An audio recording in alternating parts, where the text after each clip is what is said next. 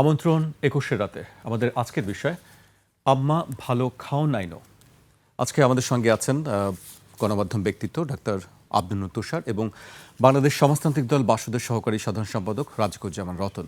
আপনাদেরকে স্বাগত জানাচ্ছি ২১-এর রাতে। আজকে আমরা জানি যে ঈদযাত্রা শুরু হয়েছে, ছুটির পর থেকে মানুষ প্রিয়জনদের সান্নিধ্যে ঈদ করতে দেশে যাচ্ছে, যার যেখানে গন্তব্য। আরও বেশ কয়েকটি বিষয় আছে, বাড়তি ভাড়ার বিষয় আছে, ভোগান্তি আছে, কোথাও স্বস্তি আছে। সব কিছু মিলেই ঈদযাত্রাটা মোটামুটি বলা যায় একটি স্বস্তির খবর। এর পাশাপাশি আন্তর্জাতিক অঙ্গনে আমরা মধ্যপ্রাচ্য যুদ্ধের খবর তো দেখছি, আজ ১৯ দিন চলছে। কিন্তু আমি একটি অন্য প্রসঙ্গ দিয়ে শুরু করতে চাই। আমরা গত কয়েকদিন ধরেই সামাজিক মাধ্যমে দেখছি একটি চিরকুট, ছোট্ট একটি শিশুর চিরকুট, সেটি ভাইরাল হয়েছে। আমি সেই চিরকুটের কিছু অংশ উল্লেখ করতে চাই, মা ছেলের যে বক্তব্য, আমি সেটি একটু উল্লেখ করতে চাই আলোচনায় যাবার আগে।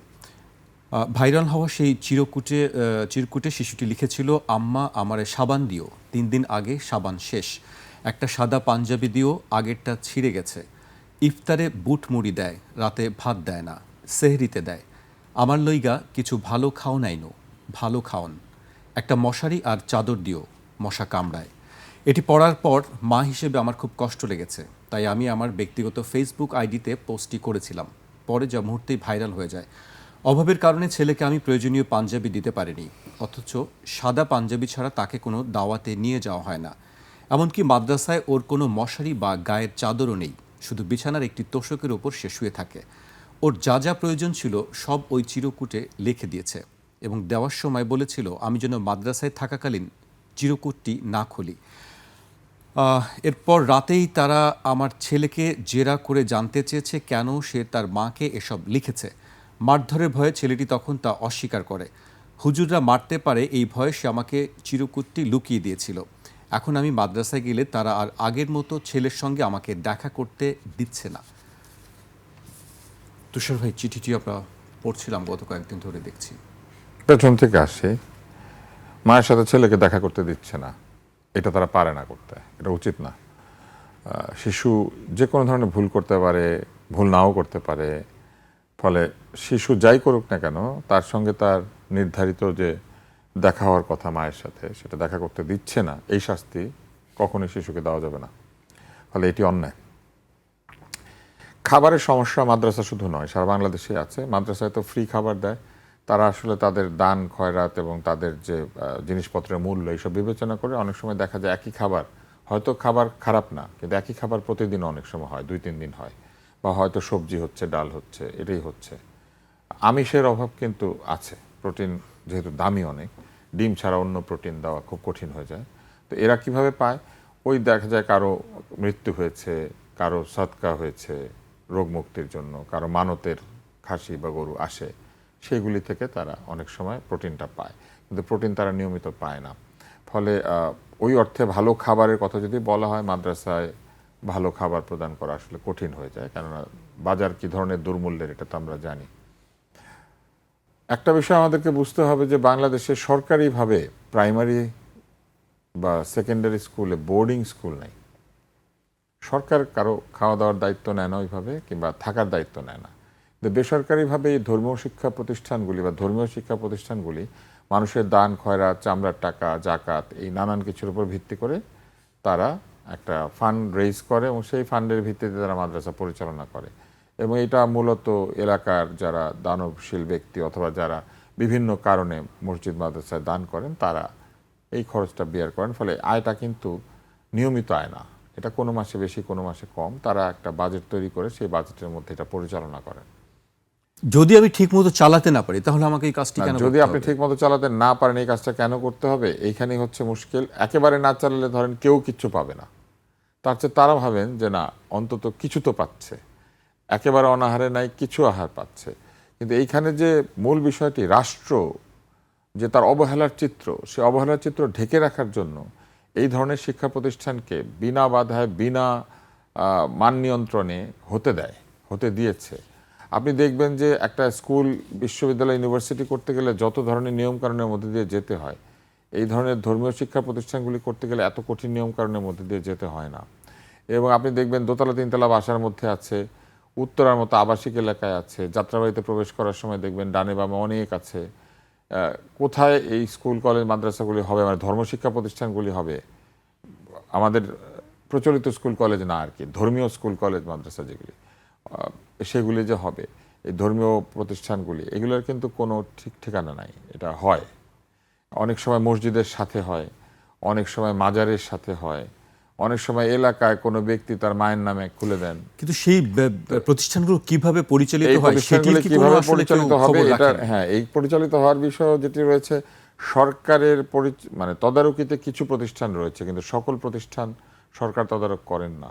এবং এইখানে নানান ধরনের মাদ্রাসা রয়েছে, ইবতেদায়ী মাদ্রাসা, কওমি মাদ্রাসা, আবার তাদের অনেক ঘরানা রয়েছে, দেওবন্দি মাদ্রাসা, তাই না, এরকম মাদ্রাসা রয়েছে। তো এই সব যে মাদ্রাসাগুলি তারা দায়িত্বটা নেয়, তারা এতিম বাচ্চাদেরকে বা অতি হতদরিদ্র পিতামাতার সন্তানকে তারা একটা বোর্ডিং দেয়, থাকার জায়গা দেয়, 3 বেলা খাবার দেয়। এবং বলা হয়েছে না যে সাদা পাঞ্জাবি ছাড়া দাওয়াতে যেতে পারে না। এই দাওয়াতটা কোথাকার দাওয়াত? এই দাওয়াতটা হচ্ছে যে এলাকাতে যে মিলাদ পড়ানো হয়, দোয়া মাহফিল করা হয়, সেই সব জায়গাতে এই ছাত্ররা যায়, যাদেরকে তালেবে ইলম বলে। তো এরা যায় এবং ওই সময় একটা পরিষ্কার জামা কাপড় ছাড়া তাদেরকে নিয়ে গেলে যিনি এটা আয়োজন করেছেন, যিনি দাওয়াত দিয়েছেন, তিনি অস্বস্তি বোধ করেন। এই জন্য একটা পরিষ্কার সাদা পাঞ্জাবি লাগে। এই জন্য ছেলেটি লিখেছে, দেখেন যে তো পাঞ্জাবি নেই, ছিঁড়ে গেছে। তো এই যে ছেঁড়া পাঞ্জাবি তার, এই বিষয়গুলি আসলে কি করেন, যিনি বাবা মা যাকে দিয়েছেন বা মা দিয়েছেন, মা বলেছেন যে তিনি বিধবা, তো তিনি যে দিয়েছেন এই সন্তানের জন্য একটা ভালো পাঞ্জাবি কেনার অর্থ হয়তো তার নাই, তিনি বলেছেন। তবে এইখানে আমার একটু প্রশ্ন আছে। ভদ্রমহিলা ফেসবুক ব্যবহার করেন, মানে ইন্টারনেট ব্যবহার করেন, অন্তত 100 টাকার ইন্টারনেট ব্যবহার করেন মাসে, একেবারে ফেলে দিল। তো এই ধরনের ছোট বাচ্চার একটা পাঞ্জাবি ভ্যান গাড়িতে 100 থেকে 200 টাকায় পাওয়া যায়। এই মা যে তাকে পাঞ্জাবিটা দিতে পারেন নাই বলেছেন, এইটা নিয়ে আমার প্রশ্ন আছে যে কেন তিনি পারলেন না, কিন্তু এসে আবার ফেসবুকে পোস্ট করতে পারলেন। কিন্তু তিনি ধরে নিলাম যে তিনি অপারগ হয়েছেন, আরও 3টা বাচ্চা আছে, 3 বাচ্চার খরচ মেটাতে গিয়ে এই বাচ্চাকে পাঞ্জাবি দিতে পারেন নাই, আমি পজিটিভলি আবার ভাবছি। কিন্তু দেখেন, উনি পোস্টটা দিয়েছেন বলে মাদ্রাসায় ছেলেটির সঙ্গে একটু ভালো আচরণ করা হয় নাই। হুজুররাও ফেসবুক দেখেন, তার মানে 2 পক্ষ ফেসবুক ব্যবহার করছে, কিন্তু এক পক্ষ ভালো খাওয়ান দিতে পারছে না, আরেক পক্ষ পাঞ্জাবি দিতে পারছে না, কিন্তু ফেসবুকের ব্যবহার বন্ধ নেই। জি। হ্যাঁ, এবং আরো মজার ব্যাপার হচ্ছে যে এই ফেসবুকে যখন গালিগালাজ শুরু হয় তখন কিন্তু বলা হবে যেটা ইহুদিদের, নাসারাদের জি, এই ফেসবুক। এইটা আবার হুজুররাও ব্যবহার করছেন, আম্মাও ব্যবহার করছেন, সবাই ব্যবহার করছে। সবাই ব্যবহার করছেন। কিন্তু ওইখানে আবার লিখছেন যে খাওয়ানোর নাই, টাকা নাই, চিরকুটটার মধ্যে আছে যে আম্মা ভালো খাওয়ান নিয়ে আসো। একটা জিনিস মনে রাখতে হবে, এই বাচ্চাদের জন্য ভালো খাবার খুবই জরুরি। এই সময় শরীর, মন, মানসিকতা, মস্তিষ্ক সব গঠিত হয় না, তাদের এবং- জন্য তো আসলে প্রয়োজন। এবং আমি মনে করি যে সরকার যে এইভাবে অনিয়ন্ত্রিত মাদ্রাসা তৈরি হতে দিয়েছেন এবং তারপরে এই ছেলে মেয়েদের আর কোনো কিছুর দায়িত্ব নিচ্ছেন না, তো এটা সবাই, ঠিক আমি না। কয়েকটি প্রসঙ্গ উল্লেখ করি। আপনি নিশ্চয়ই মনে আছে যে আমরা কিছুদিন আগে দেখছিলাম সামাজিক মাধ্যমে যে মাদ্রাসার একটি ছেলেকে জিজ্ঞেস করা হয়েছিল যে জাতীয় মাছ কি, সে বলেছিল পাঙ্গাস মাছ। হ্যাঁ, কারণ ওইটাই খায় রোজ, সে ওইটি খেয়ে তার কাছে উঠি মনে হয় যে ওইটি ওইটাই জাতীয় সবচেয়ে মাছ। সস্তা। পাঙ্গাসা নাইলোটিকা সবচেয়ে শারীরিক নির্যাতনের ভিডিওগুলো আমরা দেখি, এরপরে অন্য অন্য বিষয়গুলো, সেগুলো আমি উল্লেখ করতে চাই না। হ্যাঁ, নির্যাতনের প্রক্রিয়া তো আছে। এই যে ছেলেটা ভয় পাচ্ছে, শারীরিক নির্যাতন না হলেও মানসিক নির্যাতন তো হচ্ছেই, মায়ের সাথে তাকে দেখা করতে দিচ্ছে না। এই নির্যাতনের বিষয়ে আসলে কোনো একটা প্রতিকার নাই। মুশকিলটা কোথায় জানেন, আমাদের বাবা মা বা আমাদের সমাজের মধ্যে একটা সমস্যা রয়েছে। সেটি হচ্ছে যে আমরা ধরে নিই স্কুলের শিক্ষক প্রহার করলে প্রহার, আর মাদ্রাসার শিক্ষক প্রহার করলে বেহেশতে যাবে, জামাত ইসলামকে ভোট দিলে বেহেশতে যাবে, মাদ্রাসার শিক্ষক শাস্তি দিলে বেহেশতে যাবে। এই যে এত এত বেহেশতে যাওয়ার প্রক্রিয়া আবিষ্কার করানো হয়েছে আমাদেরকে দিয়ে, এগুলো সব ভুল। প্রহার কোনোভাবেই করা যাবে না, মানসিক শাস্তিও দেওয়া যাবে না। বাচ্চাদের দায়িত্ব কেন নিয়েছেন, এই প্রশ্নটা আপনি করেছেন না, দায়িত্ব নিয়েছেন, আমি সেটার প্রশংসাই করি। কিন্তু এই দায়িত্ব যথাযথভাবে পালন করা হচ্ছে কিনা, এটা তদারকি করার কাজ কার, তাই না? এখন সেই তদারকি করতে হবে সরকারকে। সরকার কেন তদারকি করে না, এবং সরকার কেন কোনো স্কুল কলেজে এই বোর্ডিংয়ের ব্যবস্থা চালু করে না, অথবা বিশেষ করে স্কুলে, কলেজে আছে কিছু, ঢাকা কলেজ টলেজ যেখানে বোর্ডিং আছে, কিন্তু স্কুল পর্যায়ে যে কোনো বোর্ডিং স্কুল নাই সরকারের। এবং অন্যদিকে এই যে অনিয়ন্ত্রিতভাবে এই মাদ্রাসা ভিত্তিক বোর্ডিং স্কুল খুলতে দিচ্ছেন এবং সেইখানে ছেলে মেয়েদেরকে কীভাবে বড় করা হচ্ছে সেটার কোনো মানে তদারকি করছেন না। আমি মনে করি এই বিষয়ে শিক্ষা মন্ত্রণালয়, সরকারের শিশু বিষয়ক যে মন্ত্রণালয় রয়েছে তাদের, এবং একই সাথে সরকারের আইন মন্ত্রণালয় এবং স্বরাষ্ট্র মন্ত্রণালয় এদের সকলকে একসঙ্গে বসে এই আলোচনাটা করা দরকার যে এত লাখ লাখ ছেলে মেয়ে মাদ্রাসায় পড়াশোনা করছে, তারা আসলে কি পরিবেশে থাকছে, কি খাচ্ছে, কিভাবে ঘুমাচ্ছে, এবং সমাজ কল্যাণ মন্ত্রণালয় চাইলে সেখানে মশারি দিতে পারে, সেটার সুযোগ আছে কিনা সেগুলো দেখার আমি মনে করি যে প্রয়োজন আছে। তুষার ভাই, আপনার কাছে আমি আবারও আসবো। এই পর্যায়ে আমি রাজিকুজ্জামান রতন ভাইয়ের কাছে আসতে চাই। রতন ভাই, আপনি নিশ্চয়ই শুনছিলেন, আপনারা অনেকদিন ধরেই আমরা আন্দোলন করছি, সুষম বন্টনের কথা বলছি, সম্পদের বৈষম্যহীন সমাজ ব্যবস্থার কথা বলছি, দারিদ্র্য বিমোচনের কথা বলছি।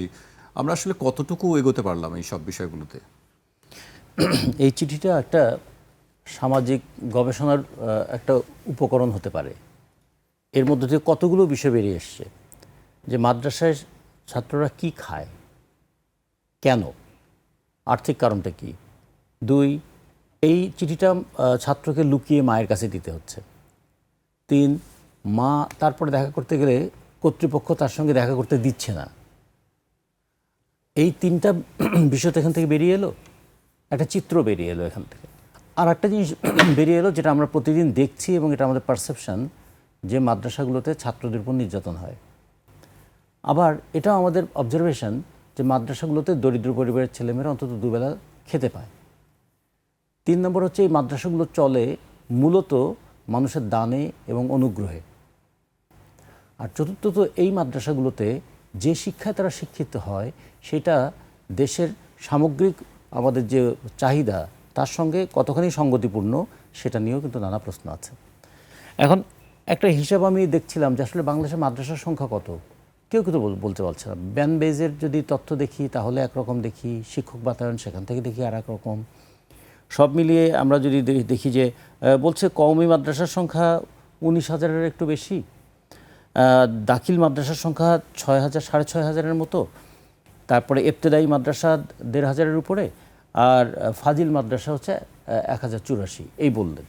বলে দেখা যাচ্ছে, কিন্তু পরেই আবার আর একটা রিপোর্টে বলছে যে কিন্তু তাদের ধারণা সংখ্যাটা 54,000-এর মতো হবে। আচ্ছা, 54,000 হলে ছাত্র পরিমাণ কত হবে? বলা হচ্ছে যে ছাত্র পরিমাণ প্রায় 90 লক্ষের মতো। আবার কেউ কেউ বলছেন এটা 40 লক্ষ, কেউ বলছেন 60 লক্ষ। তারপর দেখুন, একটা প্রতিষ্ঠান চলছে বাংলাদেশে, তার ছাত্রের সংখ্যা কত, 40 লক্ষ, 60 লক্ষ না 90 লক্ষ, এটা ডিসাইড করা যাচ্ছে না। আর প্রতিষ্ঠানের সংখ্যা কত এটাও বলা যাচ্ছে না। কারণ শুধু যাত্রাবাড়ি এই এলাকাতে যদি দেখেন, এখানে 8 কিলোমিটার মতো 67টা এরকম মাদ্রাসা আছে। এর আগে একবার একটা হয়েছিল যে যেখানে যার ইচ্ছা হয়, কেউ ধর্মীয় কারণে প্রতিষ্ঠান করছেন, কেউ তার পিতামাতার পরলৌকিক শান্তির জন্য করছেন, আবার কেউ কেউ দেখবেন নিজে হয়তো প্রচুর ব্যবসা বাণিজ্য করেন, অনেক টাকার মালিক, এলাকায় তিনি করেন একটা এতিমখানা এবং একটা মাদ্রাসা। তো এগুলোর কারণে হয়েছে কি, এগুলো কোনো ইয়ের মধ্যে পড়ে না, সিস্টেমের মধ্যে পড়ে না। এখান থেকে একটা জিনিস বেরিয়ে আসে, শিক্ষার ক্ষেত্রে একটা সীমাহীন উদাসীনতা আছে, শিক্ষার ক্ষেত্রে ভীষণ নৈরাজ্য আছে, এবং শিক্ষার কারিকুলাম তৈরি করার ক্ষেত্রে আমাদের দেশটা একটা বিভাজিত হয়ে আছে নানা সাংস্কৃতিক বলয়ে, এবং সব কিছুর মূল কারণ হয়ে যাচ্ছে শেষ পর্যন্ত আর্থিক। আপনারা খেয়াল করে দেখবেন মাদ্রাসার মধ্যে কিছু কিছু মাদ্রাসা আছে এখন সেগুলো নাম বলছে ক্যাডেট মাদ্রাসা, তার মানে ক্যাডেট কলেজের মতন করেই মাদ্রাসা পরিচালনা করবেন। এবং কিছু কিছু মাদ্রাসা আমাদের এই আশেপাশে আছে, সেখানে যদি তারা রাত্রে না থাকে তাহলে 1,500 টাকা কমপক্ষে দিতে হয়, আর যদি রাত্রে থাকে তাহলে 2,500 টাকা দিতে হয়, মানে একদম একদম খুবই মাঝারি মানের। আর ভালো মানের যদি মাদ্রাসা হয় সেখানে কিন্তু 6,000 7,000 8,000 টাকা খরচ করেও মাদ্রাসা পড়ছে।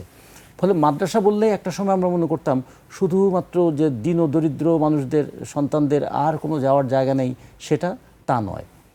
আর একটা বড় বিষয় হয়েছে এখানে, দেখবেন আমাদের সমাজে একটা যে ঘটনাটা সমাজে আছে কিন্তু সেটাকে স্বীকার করা হয় না, যেটা হলো যে সিঙ্গেল মাদার, মা 2 সন্তান নিয়ে সে তার তালাকপ্রাপ্ত, এই 2 বাচ্চা নিয়ে মা টিকে আছেন।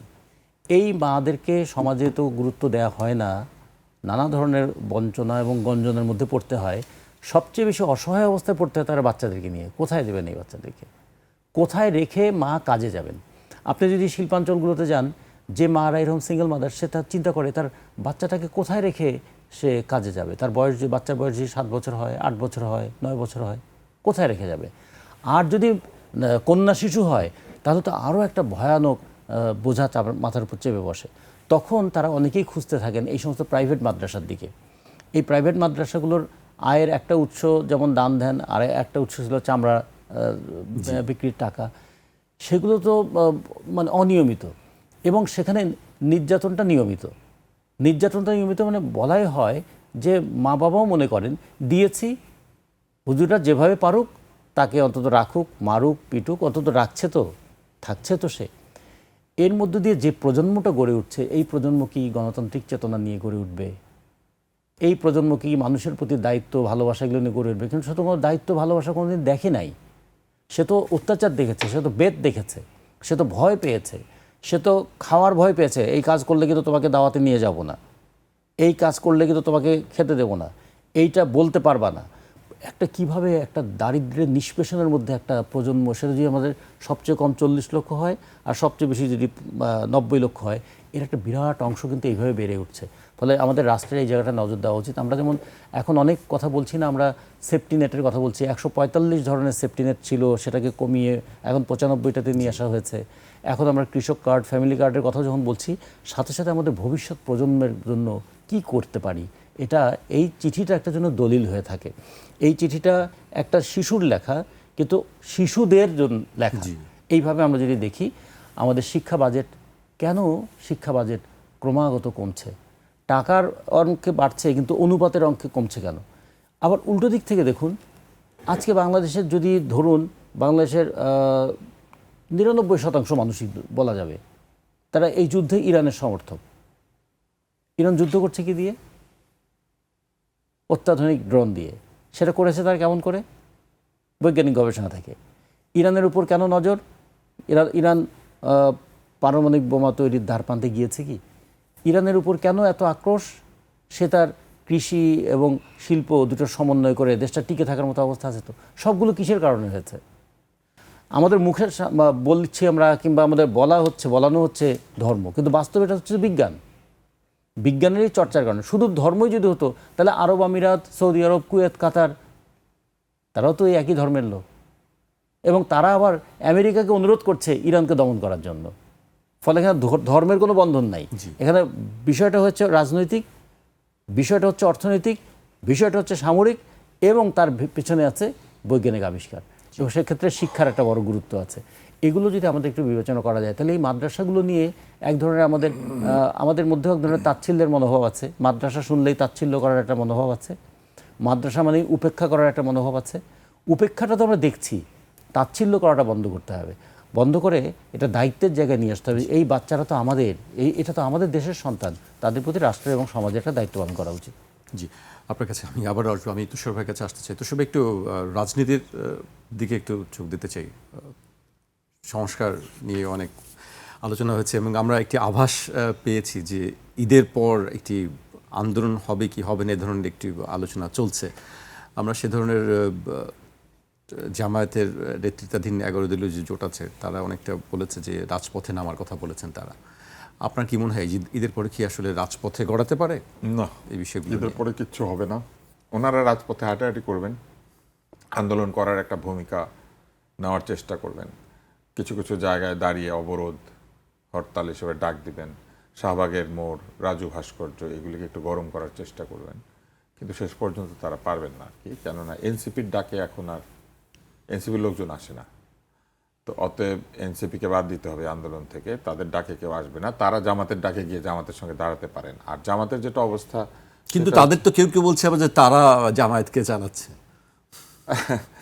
মনে মনে অনেক কিছু ভাবে, ঠিক আছে, মানে আমি শব্দটাই ভেবে উচ্চারণ করতে চাই না, এটা একটা বাগধারা। ওরা আবার বাগধারা বোঝে না। তারপর আমি বলি পাগলের সুখ মনে মনে, এটা একটা বাগধারা আছে। তো আমি তাদেরকে আক্ষরিক অর্থে কিন্তু এটা বলি নাই, কিন্তু এখন তারা বলবে আমাদেরকে আক্ষরিক অর্থে বলেছে, বলে তারা অস্থির হয়ে যাবে। লেখাপড়া মানে বিসিএস এর গাইড পড়লে শুধু যা হয় আর কি, গাইডের মধ্যে আছে মানে আছে, না হলে নাই। তো এখন যে পরিষ্কার অবস্থাটা দেখা দিয়েছে সেটা হচ্ছে রাজনৈতিকভাবে তারা ব্যর্থ হয়েছে সরকারে যেতে। জনগণের অভিপ্রায় বলার পরে বোঝা গিয়েছে যে জনগণের মোটেও অভিপ্রায় নাই, তারা একা নির্বাচন করুক। জনগণের অভিপ্রায়ে তারা জামাতের সঙ্গে যুক্ত হয়েছে, এবং তারপরে জনগণের অভিপ্রায়ে তারা কোনো মতে 6টা সিটে বিজয়ী হয়েছে জামাতের ভোট নিয়ে। ফলে জনগণের অভিপ্রায় যে তাদের সাথে নাই এটা তো বোঝা গিয়েছে। ছাত্র সংসদের নির্বাচনে তো জামাতই তাদেরকে রীতিমতো মানে ঝেঁটিয়ে বিদায় করে দিয়েছে তাদের ছাত্র সংগঠনকে। ফলে তাদের আন্দোলন করতে হবে তো তাদের সঙ্গেই, এবং তার মানে বুঝতেই পারছেন যে আন্দোলন দানা বাঁধবে না। তারা বলবেন এটা চাই ওটা চাই সেটা চাই, কিন্তু আন্দোলন সেভাবে কিছু হবে না। আর মানুষ আন্দোলনের জন্য প্রস্তুত না। মানুষের এই যে খাওয়া নাই নয় চিরকুটটা তো একটা বাচ্চা দিতে পেরেছে মাকে, কিন্তু বহু মধ্যবিত্ত পরিবারে স্ত্রী স্বামীকে কিংবা সন্তান বাবাকে এটা দিতে পারছে না যে বাবা অনেকদিন আলু ভর্তা খাচ্ছে, একটা মুরগির রান দরকার, বলতে পারছে না। তো সেই জায়গায় এখন গিয়ে তাদের জন্য আন্দোলন করবে। তারা দেখে না আন্দোলনের পরে কি পেলো আর কি পেলো না। 6টা লোক এমপি হলো, 78টা লোক জীবনে প্রথমবারের মতো প্রায় বলতে গেলে প্রবেশ করলো সংসদে, তাই না?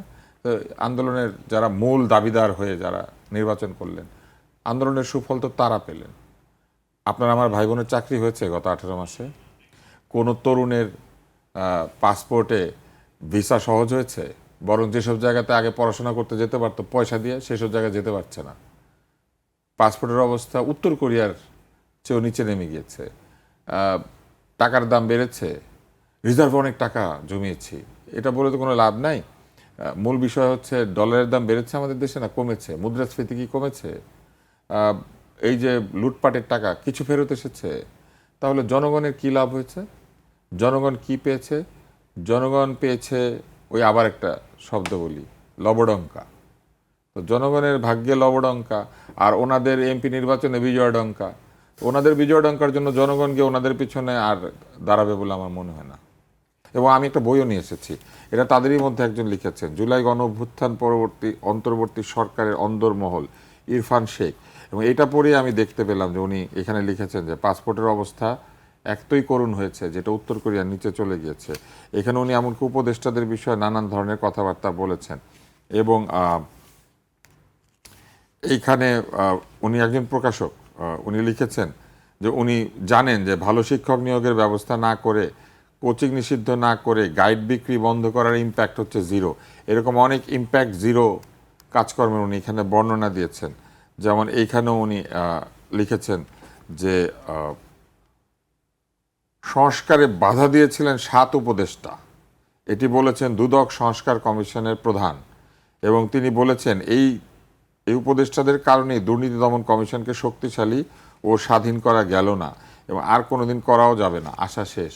জনগণকে না দুর্নীতি নির্মূল করে শেখ হাসিনা দুর্নীতিবাজ তাকে বিদায় করে দিয়ে দেশে দুর্নীতিহীন পরিবেশ তৈরি করে মেধা না কোটা না মেধা, কোটা না মেধা এসব বলে না আন্দোলনটা হয়েছিল। সেই আন্দোলনের মধ্যে থাকা লোকজন বই লিখেছে এবং সেটার মধ্যে তারা এটা লিখেছে।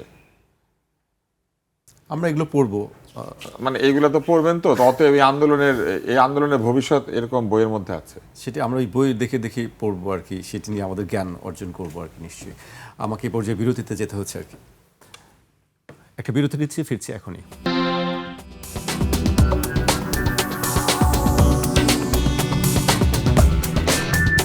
বিরতির পর আবারও স্বাগত। আপনারা দেখছেন 21 রাত। আমাদের সঙ্গে আছেন গণমাধ্যম ব্যক্তিত্ব ডাক্তার আব্দুন্নুর তুষার এবং বাংলাদেশ সমাজতান্ত্রিক দল বাসদের সহকারী সাধারণ সম্পাদক রাজিকুজ্জামান রতন। আমি এই পর্যায়ে রতন ভাইকে দিয়ে শুরু করতে চাই। রাজনৈতিক বর্তমান যে অবস্থান আমরা দেখছি, যে সংবিধান সংস্কার নিয়ে যে একটি দুই পক্ষের মধ্যে একটি অবস্থান আছে, আপনি এই বিষয়টিকে আসলে কিভাবে দেখছেন?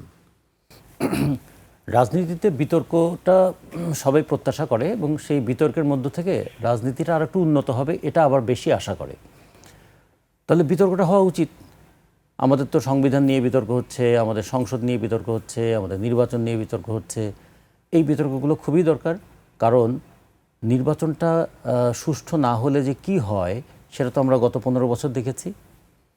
আবার সংবিধানটা না মানতে গেলে কি ধরনের যে চূড়ান্ত নৈরাজ্য তৈরি হয় সেটা আমরা গত 18 মাস দেখেছি। আবার আমরা অর্থনীতিকে অবহেলা করে শুধুমাত্র রাজনীতি নিয়ে কথা বললে সেটাতে বা মাঠ গরম করা যায়, দিল্লি না ঢাকা এটা বলা যায়, কিংবা আমরা ওই যে মেধানা কোটা এগুলো স্লোগান দিয়ে মানুষকে উত্তেজিত করে তোলা যায়। কিন্তু যদি রাষ্ট্রটা পরিচালনা করতে হয় তাহলে আমাদের ভৌগোলিক অবস্থান কি, সামরিক পটভূমিটা কি, অর্থনৈতিক অবস্থাটা কি, প্রতিবেশীদের সঙ্গে সম্পর্কটা কীরকম হবে, সেটা কীরকম, বিশ্ব রাজনীতির পরিস্থিতিটা কেমন আছে, সেই ক্ষেত্রে বাংলাদেশের অবস্থানটা কি, সেগুলো একটু দেখতে হবে। তো সেগুলো সব কিছুই আলোচনায় আসা উচিত। আমরা মনে করি যে এই যে সংস্কার নিয়ে যে বিতর্কগুলো হচ্ছে, এই সংস্কারগুলো সবচেয়ে বড় বিতর্কটা হওয়া উচিত ছিল যে রাজনীতিতে এই ধরনের সংস্কারটা হওয়া দরকার। আচ্ছা, গত ঈদের আগে না আমরা শুনেছিলাম যে এবার রোহিঙ্গারা মায়ানমারে গিয়ে ঈদ করবে। তা 18 মাস পার হয়ে গেল, জাতিসংঘের মহাসচিব গেলেন, আমাদের কিছু খরচ টরচ হলো, সব মিলিয়ে কিন্তু রোহিঙ্গা তো আরও নতুন করে এলো। এটার ব্যাপারে কোনো কথা কেউ বলছেন না কেন? আবার আরেক দিকে যদি দেখি যে মধ্যপ্রাচ্যে যে এই যে সংকটটা তৈরি হচ্ছে, আমাদের যদি বলি 5টা প্রধান রেমিটেন্স সেন্ডিং কান্ট্রি যদি বলি, তার মধ্যে তো 3টাই হচ্ছে মধ্যপ্রাচ্যে। এবং সেই জায়গা থেকে মানে আমাদের অনেক দেশ থেকে রেমিটেন্স আসে, প্রধান যদি ধরি, তাহলে সেই রেমিটেন্স যারা পাঠান তারা কি নিরাপত্তাহীন পরিবেশের মধ্যে সেখানে আছে? একটা হলো শারীরিক নিরাপত্তা, দ্বিতীয়ত হচ্ছে তাদের কাজ ওখানে থাকবে কিনা, তৃতীয়ত এই যুদ্ধের পরে যে নতুন ধরনের কাজের প্রয়োজন হবে তার জন্য তারা আবার যোগ্য কিনা। তাদের সেই ক্ষেত্রে কর্মশক্তি পাঠানোর ক্ষেত্রে বাংলাদেশের যাদেরকে আমরা পাঠাই দেশের বাইরে, তারা সেই রকম দক্ষতা এবং যোগ্যতা নিয়ে গড়ে উঠছেন কিনা, এগুলো কত বিষয় এখন আলোচনার বিষয় আছে না? এখন সেই আলোচনার বিষয়গুলোকে বাদ দিয়ে আমরা যদি সংসদটা গরম করার চেষ্টা করি, তাহলে হয়তো এটা কিছু মানুষ একটা একাডেমিক ডিসকাশন হিসেবে নেবে, কিন্তু তার জীবনের সঙ্গে তার খুব একটা সম্পর্ক থাকবে না। এখন আমাদের দেখতে হবে বিশ্ব রাজনীতির এই পরিস্থিতিতে, অর্থনীতির এই ঝুঁকিপূর্ণ অবস্থায় আমরা আসলে কি জনগণকে ইয়েটা দিতে পারি, রিলিফটা দিতে পারি। সেই ক্ষেত্রে সরকার কি করছে এবং বিরোধী দলের ভূমিকাটা কী হবে। বিরোধী দল তো অবশ্যই বিরোধিতা করবে, কিন্তু বিরোধিতা করে তো একটা সঠিক পথ জনগণের সামনে দেখাবে। কেন রোজার মাসটাতে, রোজার মাস আমরা সংযমের মাস বলি, এই মাসগুলোতে কোনো ধরনের সংযমের চিত্র আমরা দেখলাম না? সেটা কি দ্রব্যমূল্যে হোক কিংবা অন্য ক্ষেত্রে হোক, কেন দেখলাম না? তার মানে কি সংযম কথাটা মুখে যত বলা হয়, বাস্তবে বাজারে তার কোনো প্রভাব ফলে পড়ে না, বাজারে বরঞ্চ স্বয়ং জম হিসাবে আবির্ভূত হয়। আজকে আমি সকালে একজনকে জিজ্ঞেস করলাম, আচ্ছা, ভালো বলেছেন রতন ভাই, স্বয়ং জম। হ্যাঁ, যে আচ্ছা বলো তো পোলাওয়ের চাল কত টাকা করে কেজি? সে থতমত গেল, বলতে পারছে না যে পোলাওয়ের চাল কত টাকা কেজি। কারণ আমরা তো মোটা চালের দাম দর করতে করতেই সেটা কি 60 না 62 না 65 না 80 এই জায়গার মধ্যে আমরা আছি। এখন এই ঈদে তো মানুষ অনেক কিছুর সঙ্গে একটু পোলাওয়ের চাল খেতে পারে। আচ্ছা, দুধের দামটা এখন কত লিটার প্রতি? এর মধ্যে যে আমাদের দুধ উৎপাদনের মিল্ক ভিটা, সে যে দুধের দামটা বাড়িয়ে দিয়েছে এবং সেই দামটা বাড়ানোর পরে বাজারে এখন 1 লিটার দুধ তো 100 টাকার নিচে আর পাওয়া যাচ্ছে না। তাহলে একটু দুধ এবং একটু সেমাই এগুলো যে খাবে, এগুলোর দাম আসলে কত? একজন রিক্সা চালক সারাদিন যদি রিক্সা চালায়, আমরা অনেকে বলি রিক্সা চালক সারাদিন রিক্সা চালক তো অনেক আয়, বুঝছেন, দিনে 700-800 টাকা রোজগার করে। পরে যদি আচ্ছা 700-800 টাকা মানে কত টাকা বলেন তো? 700-800 টাকা দিয়ে কি হয়? একটা মুরগি কিনতে গেলে কত লাগে? একটা যদি মুরগি 5 সদস্য বিশিষ্ট একটা পরিবার হয়, একটু আগে আমাদের তুষার ভাই যে মুরগির রানের কথা বলেছিলেন, যে 5 সদস্য বিশিষ্ট একটা যদি পরিবার হয়, একটা মুরগি কি 2 দিন খেতে পারবে? তারা পারবে না। তাহলে একটা মুরগি কিনতে কত লাগবে? 1 কেজি মাছ কিনতে কত লাগে? 1 কেজি পাঙ্গাস মাছ কিনতেই এখন কত লাগে? যে পাঙ্গাস মাছকে আমরা এখন প্রায় দরিদ্রের মাছ থেকে একেবারে জাতীয় রূপ দিয়ে দিয়েছিলাম, সেটার দামটা কীরকম? তো ফলে এই মানুষগুলো বেঁচে আছে কেমন করে? বেঁচে থাকতে হয় বলে তারা বেঁচে আছে। এবং এইভাবে বেঁচে থাকলে কি কর্মশক্তি তৈরি হবে? এইভাবে বেঁচে থাকলে কি একটা দক্ষতা সম্পন্ন জনশক্তি তৈরি হবে? আমাদের আলোচনার ডিবেটের বিষয়গুলো এগুলো হওয়া উচিত এখন। এই জায়গাটা না হয়ে আমরা কিন্তু এমন এমন বিষয়ের সংস্কার, আচ্ছা ডেপুটি স্পিকার 1 জন না 2 জন হবে তা নিয়ে কিন্তু আমরা তুলকালাম করে ফেলতে পারবো। আচ্ছা, রাষ্ট্রপতি তার অধ্যাদেশকে আইনে পরিণত করতে হবে, এটা নিয়ে আমাদের বিতর্ক আছে। তার আদেশটাকে মেনে চলতে হবে, কিন্তু সে রাষ্ট্রপতিকে আবার মানা যাবে না। রাষ্ট্রপতি যে যখন বক্তৃতা করবেন তখন আমরা থাকবো না, কিন্তু তার বক্তৃতার উপর আবার আলোচনা করব। এগুলোও কিন্তু মানুষ তখন দেখবে। তাহলে আসলে মূল ফোকাসটা কি সরে যাচ্ছে আমাদের? আমরা বিতর্কটাকে কি শুধুমাত্র অর্থহীন এবং সমাধানহীন তর্কে রূপান্তরিত করে ফেলছি? বিতর্কের মধ্যে থেকে কিছু বেরিয়ে আসার কথা, তো সেগুলো আসছে না কেন? ফলে আমরা রাজনীতিতে এই দিকগুলো দেখতে চাইবো। অর্থনীতি এখন খুব গুরুত্বপূর্ণ একটা আলোচনার বিষয়, আমাদের ভবিষ্যৎ প্রজন্ম আমাদের গুরুত্বপূর্ণ আলোচনার বিষয়। এই যে এটা বলে একটু শেষ করি, যে 12 তারিখে নির্বাচন হলো আর 9 তারিখে যে চুক্তিটা আমেরিকার সঙ্গে স্বাক্ষরিত হলো, সেই চুক্তি স্বাক্ষরের বৈধতা বা অধিকার অন্তর্বর্তীকালীন সরকারের ছিল কিনা, তিনি যে চুক্তি করে গেলেন সেই চুক্তির দায় বাংলাদেশ কতদিন বহন করবেন এবং কোন কোন ক্ষেত্রে তার প্রভাব কৃষিতে কি পড়বে, তার প্রভাব শিল্পে কি পড়বে, তার প্রভাব মেধাসত্ত্বের উপর কি পড়বে এবং তার প্রভাব কোন জায়গায় গিয়ে পড়বে যে আপনি আলু চাষিদের জন্য হিমাগার তৈরি করতে পারবেন না কিন্তু আপনাকে হেলিকপ্টার কিনতে হবে। ফলে এগুলো নিয়ে তো বিতর্কটা হওয়া উচিত না, জমে ওঠা উচিত। তাহলে আমরা যে সংসদকে আমরা এখন শক্তিশালী সংসদ বানাতে চাই সেই শক্তিশালী সংসদে আগের সমস্ত দুর্বৃত্ত বিষয়গুলোকে বাতিল করে দিতে হবে। সেই আলোচনাগুলো দেখবেন খুব বেশি হবে না, হবে এমন একটা বিষয় যেটা মনে হবে যে শাসনতান্ত্রিক সংকট নিয়ে আলোচনা, বাস্তবে এটা জনজীবনের সংকটকে আড়াল করার আলোচনা। আমি রতন ভাই কাছে আবার আসবো, তুষার ভাইয়ের কাছে আসতেছি। তুষার ভাই, আরেকটি ঘটনা আমরা দেখলাম যে ইফতারিতে ফুড প্যাক বিতরণ নিয়ে বিভ্রান্তিকর যে ব্যাখ্যা, বিভ্রান্তি একটা ছড়িয়েছিল যে আসলে কে এইটা করছে, জামায়াত ইসলামী করছে না আসলে চীনের পক্ষ থেকে এসে করা হচ্ছে। এটি অবশেষে চীনের দূতাবাসের পক্ষ থেকে ওইটি ব্যাখ্যা দেওয়া হয়েছে। এই বিভ্রান্তিটা কেন হলো? আমি একটা ছবি দেখেছি, সেখানে চীনা লোকজনের সাথে জামাত ইসলামের আমির ছিলেন। জি। তো যিনি বিতরণ করে থাকুক, ওই বিতরণে শুধু জামাত ইসলামের আমির কেন, মানে অন্য কোনো দলের লোক নাই কেন, এটা আমি বুঝতে পারি না আসলে। এটা একটু চীনা দূতাবাস ব্যাখ্যা দিলে ভালো হতো। চীনা দূতাবাস বলেছে যে আমরাই দিচ্ছি, আমাদের টাকা পয়সা আমরা আয়োজন করেছি। তাহলে হয় তাকে কেউ ওখানে দাওয়াত দিয়েছিল আমিরকে, অথবা আমিরের অনুরোধে চীনা দূতাবাস দিয়েছে কিনা, এটা তো আমাদের জানতে হবে। এটাই তো আমাদের মুশকিল, জনগণ কিছু জানে না। ইউনূস সাহেব মনে করেন উনি জানলেই হবে, উনি জনগণ, এবং উনি নিজে নিজে জেনে একটা নন ডিসক্লোজার এগ্রিমেন্ট সহ একটা এগ্রিমেন্ট সাইন করে চলে গেছেন। আবার চীনারা এখন ইফতার বিতরণ করছে, যদিও ওদের দেশে ওরা ইফতার খায় না, ওদের দেশে ওদের বরং এক ধরনের অবস্থা রয়েছে যেখানে উইঘুর মুসলিমরা তারা অভিযোগ করে যে তাদের মানবাধিকার ক্ষুণ্ণ হয়, আবার আমাদের দেশে ইফতার বিলি করে। আমি এটাকে স্বাগত জানাই, সাধুবাদ জানাই যে তারা ইফতার বিলি করছেন, অত্যন্ত ভালো। তারা মাদ্রাসাতেও যদি কিছু টাকা পয়সা দিতেন, এই ছেলেটাই যে খাওয়ান নাই, কিছু খাওয়া পেত, একটা মশারি দিলে ভালো হতো। চীন থেকে আমরা মশারি কিন্তু কাপড় আমদানি করি, তো একটু যদি মশারির কাপড় দিতেন। মশারির দাম কম, হ্যাঁ, মশারিগুলোর দাম কম, মশারি উন্নত মানের, কারণ তারা রিসাইকেলড সুতা দিয়ে মশারি নেটটা বানায়। এবং এই মশারি নেট বানানোর ক্ষেত্রে অনেক সময় তারা এক ধরনের সুতা ব্যবহার করে, যেটা প্লাস্টিকের বোতল, আমরা যে পানি খাই, পানির বোতল থেকে রিসাইকেল করে এই সুতাটা তৈরি করা হয়।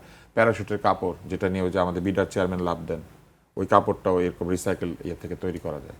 এরকম অনেক কিছু চীনারা তৈরি করে। চীনারা অত্যন্ত উন্নত এইসব রিসাইক্লিংয়ে। কিন্তু আমার প্রশ্নটা অন্যখানে, ওনারা যে ইফতার দেওয়ার সিদ্ধান্ত নিয়েছেন, নিশ্চয়ই জামাত ইসলামের ভদ্রলোককে দাওয়াত দিয়েছেন, শফিক সাহেবকে, আমিরকে। আমিরকে দাওয়াত দিলেন কেন?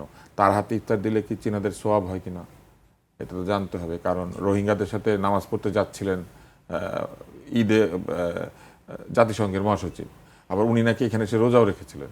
তো এখন আমরা অনেক কিছু দেখতে পাচ্ছি, জাতিসংঘের মহাসচিব রোজা রাখে, চীনারা ইফতার বিলি করে সোয়াবের আশায়।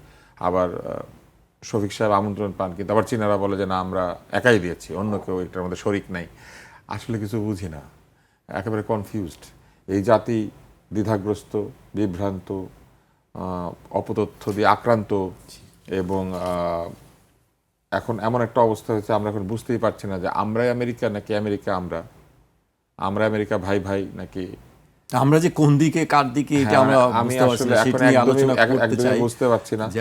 কারণ আমি ইউনূস সাহেবকে, আমি মনে করি ইউনূস সাহেবকে জিজ্ঞাসাবাদ করা উচিত।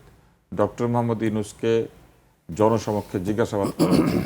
এই সংসদে তাকে কোনো একটা কমিটিতে ডেকে এই চুক্তি তিনি কিভাবে সই করেছেন, কেন সই করেছেন, কোন প্রভাবে সই করেছেন, এই চুক্তি কে পড়েছিল, এইটা জানার অধিকার জনগণের আছে। জনগণ হিসেবে আমরা একেবারে মূর্খ, দরিদ্র।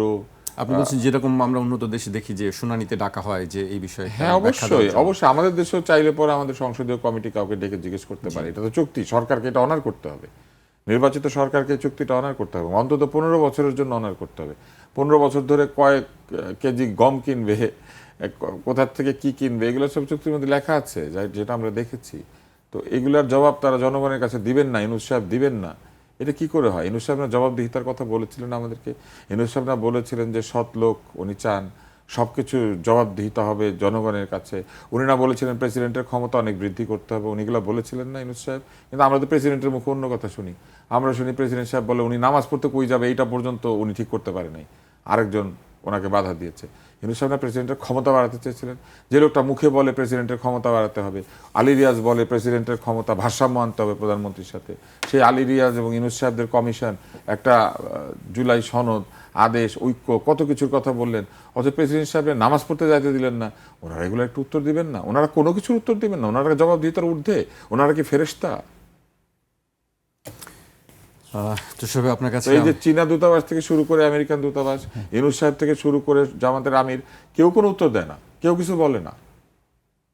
খালি একজন বলে এই ইফতার আমার পয়সায় কিনেছি। তা কিনেছেন, খুব ভালো কথা, কিন্তু আরেকজন যে পাশে দাঁড়িয়েছিল উনি কেমনি করে দাঁড়ালেন, এইটা জানার একটা ইচ্ছা। জি, আরও অনেক কিছু আমরা জানতে চাই। রতন ভাইয়ের কাছে আসতে চাই। রতন ভাই, আমরা গতকাল থেকে সরকারি ছুটি শুরু হয়েছে এবং তারপর থেকে মানুষ যার যার প্রিয়জনের সান্নিধ্যে ঈদ করতে দেশে যাচ্ছে, গ্রামের বাড়িতে যাচ্ছে।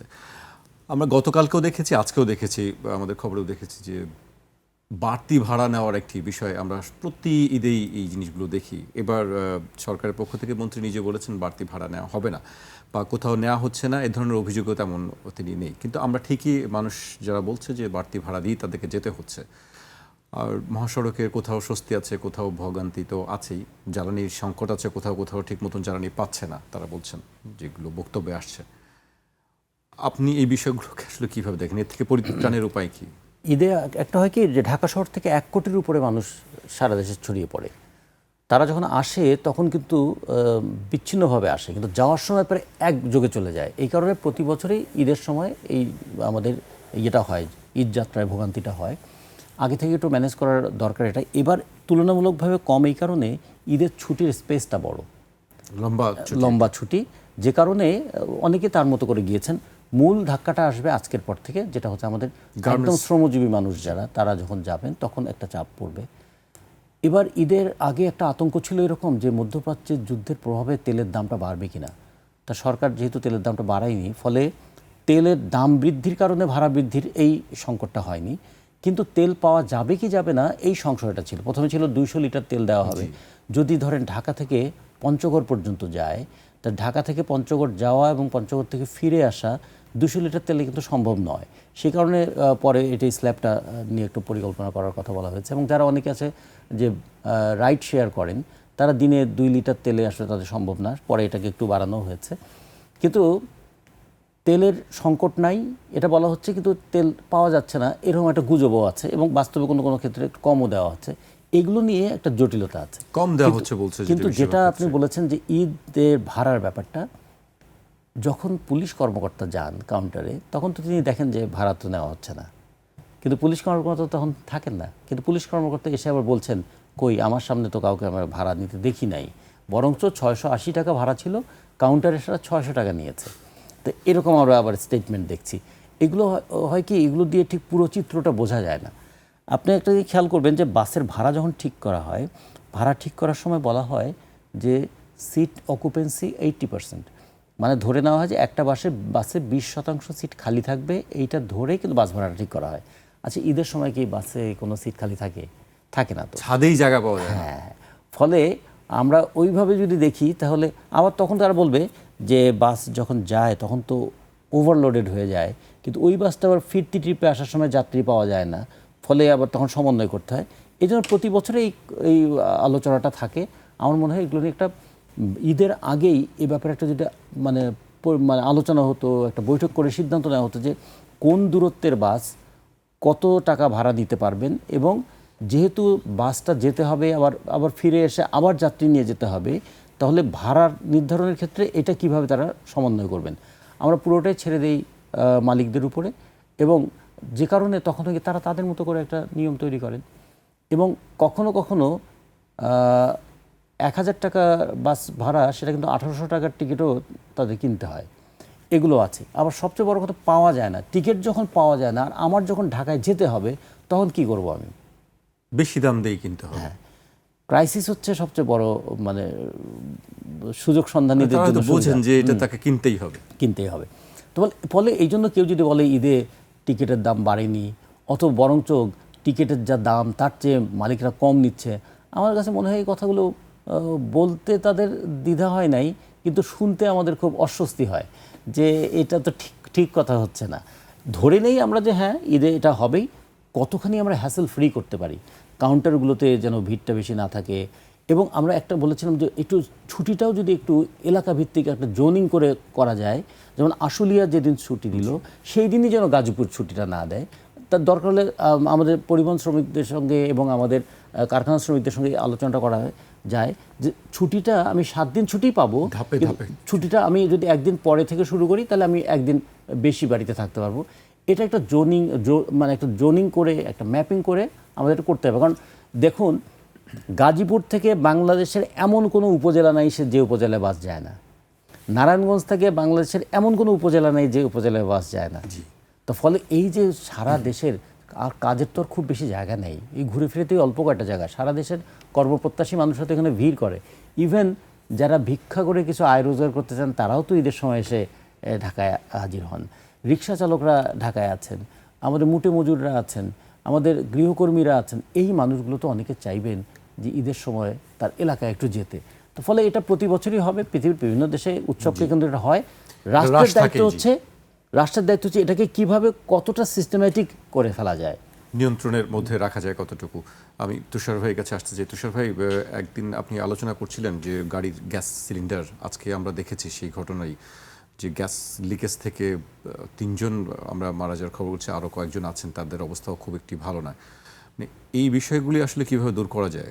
গাড়ির গ্যাস সিলিন্ডার যে বিস্ফোরণের, গাড়ির গ্যাস সিলিন্ডার নির্দিষ্ট সময় পর পর পরীক্ষা করানোর বিধান আছে, কিন্তু আপনি দেখবেন যে রাস্তায় যখন ট্রাফিক কাগজ পরীক্ষা করে, সেই কাগজের সঙ্গে এই কাগজটা কখনো পরীক্ষা করে না যে গাড়িটা গ্যাসে চলছে কিনা এবং এটা সর্বশেষ কবে এটা তার সিলিন্ডারের যে সেফটি সেটা টেস্ট করানো হয়েছে। এটা কিন্তু বিধান আছে, এটা টেস্ট করাতে হবে। অধিকাংশ আমি তো দেখিনি কখনো, মানে এটা চেক করা। অধিকাংশ গাড়ি সেটা করে না, প্রায় কেউই করে না। 5 বছর 7 বছর পার হয়ে যায়, এই কাজটা হয় না। একসময় আমার বাড়িতে এই গ্যাসের গাড়ি ছিল, আমি নিয়মিত এই পরীক্ষাটা করাতাম এবং সবাই আমাকে বোকা বলতো যে আরে এটা কেউ টেস্ট করে নাকি, এটা কিছু হয় না। কিন্তু হবে তো একদিন, হবে একদিন, এক মুহূর্তে। কিন্তু ওই মুহূর্তের জন্য মানুষ প্রস্তুত থাকতে চায় না, কারণ পয়সা খরচ হয়, এই টেস্টিংটা করাতে পয়সা লাগে। সিলিন্ডারের একটা মেয়াদ আছে, যদি আপনার সিলিন্ডার ভালোও থাকে তারপরেও কত বছর পর্যন্ত এই সিলিন্ডারটা ব্যবহার করা যাবে এটা কিন্তু বলা থাকে। এটা কি 2 সিলিন্ডারের ক্ষেত্রে, গাড়ির ক্ষেত্রে বা বাসাবাড়ির ক্ষেত্রে, 2 ক্ষেত্রে? যে কোনো সিলিন্ডারের ক্ষেত্রে সিলিন্ডারের একটা মেয়াদ আছে। সিলিন্ডার কতবার রিফিল করা যাবে এইটা বলা থাকে, যে এই সিলিন্ডারটা এত 1000 বার রিফিল করা যাবে, তারপরে এই সিলিন্ডারটা বাদ দিতে হবে। অথবা সময়ের হিসাবেও লেখা থাকে যে এত বছর। যেমন গাড়ির যে চাকা, এই চাকার মেয়াদ আছে, চাকার গায়ে কিন্তু সাল লেখা থাকে। অধিকাংশ গাড়ির মালিক পর্যন্ত জানেন না যে গাড়ির চাকায় যে সাল লেখা থাকে এবং এই প্রোডাকশন ডেট থেকে কতদিন পর্যন্ত এই চাকা আসলে ব্যবহারের উপযুক্ত। কারণ চাকা তো রাবার বসে থাকলেও, ফেলে রাখলেও ডিগ্রেডেড হয়। এই যে আমাদের দেশে আমরা প্রযুক্তি ব্যবহার করি, আমরা প্রযুক্তি জ্ঞানহীনভাবে প্রযুক্তি ব্যবহার করি। প্রযুক্তিটা আমাদের কাছে আসে কিন্তু এই প্রযুক্তি সম্পর্কে আমাদের কোনো ধারণা নাই। আমরা আসলে ভোক্তার মতো প্রযুক্তি ব্যবহার করি। যে লোকটা সাইকেল চালায় সেই লোকটা সাইকেলের স্পোক কিংবা সাইকেলের বেল নিজে সারাতে পারে না। কিন্তু পৃথিবীর সব দেশে আপনি দেখবেন যে ছোটোখাটো মেরামত যে চালায় বা যে ব্যবহার করে সে নিজে করে। কিন্তু আমাদের এখানে এই প্রযুক্তি জ্ঞান মানুষের নাই, কোনো কারণে এটা হয় নাই, আমাদের লেখাপড়ার মধ্যে এটা থাকে না। তাহলে সিলিন্ডারের টেস্টগুলো কে করবে? যে ধরুন বাসাবাড়ির কথা বা সিলিন্ডারের টেস্ট করবে বা সিলিন্ডারের মেয়াদ, এটা প্রথমত বাসাবাড়ির যে সিলিন্ডার এটা কি হয়, এটা রেগুলার রিফিল হয় এবং এটা কোম্পানি এটা আপনাকে প্রত্যেকবার রিফিল করে দিয়ে যায়, ফলে এটা কোম্পানি করবে। সে মেয়াদ উত্তীর্ণ সিলিন্ডার, ডিফেক্টিভ সিলিন্ডার সেটা সরিয়ে নেবে। আর যেগুলো ফিক্স সিলিন্ডার যেমন গাড়ির মধ্যে আছে, এই ফিক্স সিলিন্ডারকে মালিকের গিয়ে নির্দিষ্ট সময় পর পর পরীক্ষা করিয়ে আনতে হবে। যেমন আমরা প্রত্যেক বছর গাড়ির ফিটনেস টেস্ট করি না, এই ফিটনেস টেস্টটা কি, মালিক গাড়ি নিয়ে ফিটনেস টেস্ট করানোর জন্য যায় বিআরটিএতে এবং গিয়ে টেস্টটা করায়। ঠিক একইভাবে মালিককে যেতে হবে, এই মেয়াদ একটা নির্দিষ্ট মেয়াদ পর পর উনি সিলিন্ডারের এই যে টেস্ট করা হয়েছে কাগজটা গাড়িতে রাখবেন এবং উনি যখন পুলিশ পরীক্ষা করার সময় তাকে ওনার এই ট্যাক্স টোকেন এবং রেজিস্ট্রেশন এগুলো যখন পুলিশ দেখে তখন একইভাবে সিলিন্ডারের কাগজটা চাইবে যে আপনি কি এটা কবে টেস্ট করিয়েছেন, শেষ কবে ছিল এবং পরবর্তী টেস্ট কবে।